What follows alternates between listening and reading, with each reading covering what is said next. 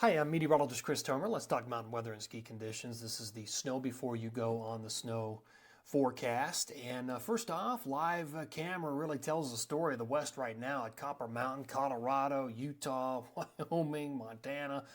Blue skies. People up there at Copper enjoying this. They've got 144 inches for the season at Copper, but I mean, the bottom line is we just need a lot more snow in Colorado and in parts of Utah, and there are other places as well. We'll add a little bit in these areas, but unfortunately, this is a rather quiet pattern, except for a couple of small features that I will show you in the forecast. So let's jump into the radar and the satellite. I'll show you what's going on. So one of the things I'm watching is, you can just barely see it off the coast. I mean, otherwise you've got high pressure sitting across the west, is this. You see this spin right here.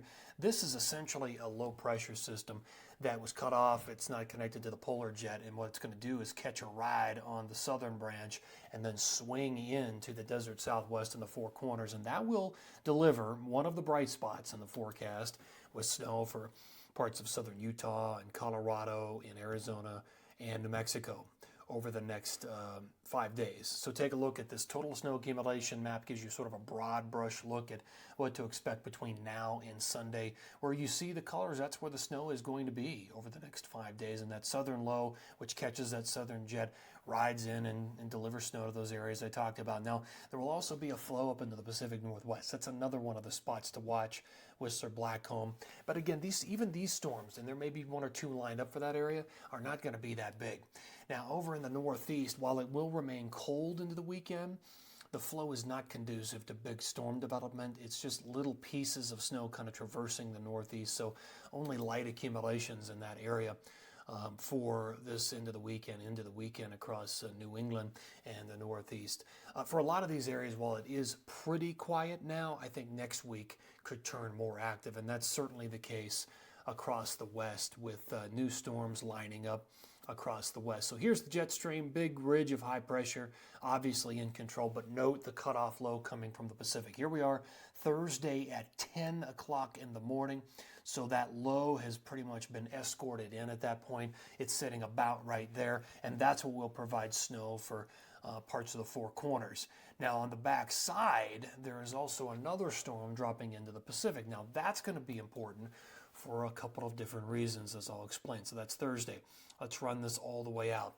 This is Saturday, so that storm by this point is really getting pinched, and it's really almost minor, but it's moving through the Wasatch very quickly Saturday night, and then kind of brushes Colorado into Sunday morning. But this storm, it gives up everything that it is. It gets destroyed by trying to knock down that high pressure. Now, that's important because it does weaken the high, and it makes way, or starts to create some sort of a path of to move forward for this low.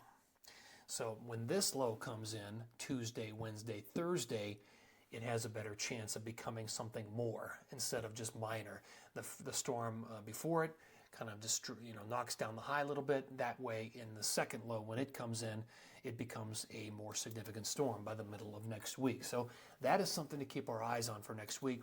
Our future radar, obviously, it is just total quiet for today. Now, things change.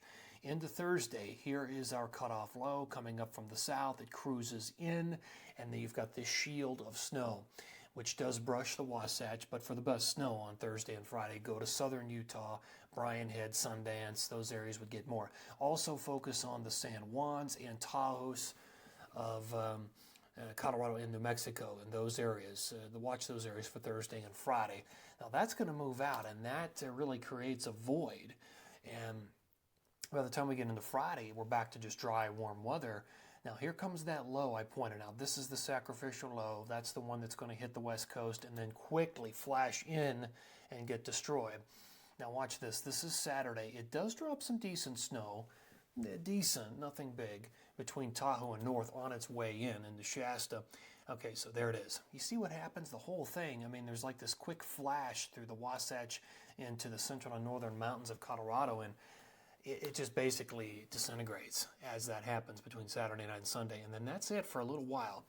But now we'll watch. This is Monday. Between Monday and Tuesday, here comes that other low, the beneficiary of that first low, And this one's larger. Look at the snow plume. Look at all the snow that's getting pushed inland by the time we get into Tuesday of next week. So that's a good signature. We'll keep our eye on that. As far as snowfall goes between tonight and Thursday morning, only light numbers.